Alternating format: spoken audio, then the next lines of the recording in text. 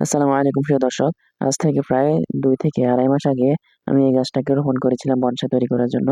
দেখুন এই গাছটা এখন বর্তমানে অনেকটা জংলি গাছের মতো হয়ে গেছে। অনেক পরিমাণে ডালপালা বের হয়ে গেছে এবং শিকড়গুলো অনেক বড় হয়ে গেছে। তা আমি এগুলো পরিষ্কার করে নিচ্ছি। কারণ এতগুলো ডালপালা যদি আমি রাখি তাহলে গাছে সুন্দর একটা শেপ দেওয়া যাবে না। তো আমি মূল ডালটির যেটা দিয়ে আমি বনসাইয়ের ডিজাইনটা করব সেটি পরিষ্কার করে নিচ্ছি এবং গোড়ায় যে মোটা, মোটা শিকড়গুলো আছে আমি সেগুলো কেটে দিচ্ছি। কারণ এগুলো যদি রাখি তাহলে গাছটি সুন্দরভাবে টবে বসানো যাবে না। তা আমি এগুলো পরিষ্কার করে নিচ্ছি। দেখুন এই শিকড়গুলো কত বড়, বড় হয়ে গেছে। এখন আমি যদি এগুলো রোপণ করে দিই তাহলে আবার এগুলো থেকে গাছ বের হবে। আমি গাছটাকে শেপ দেওয়ার সুবিধার্থে মাটি থেকে তুলে নিলাম। দেখুন আমি এখন এটাকে তার দিয়ে পেঁচিয়ে নিচ্ছি। কারণ যদি গাছটাকে তার দিয়ে না পেঁচাই তাহলে গাছটাকে শেপ দেওয়া মুশকিলই नहीं नामुमकिन हो जाएगा।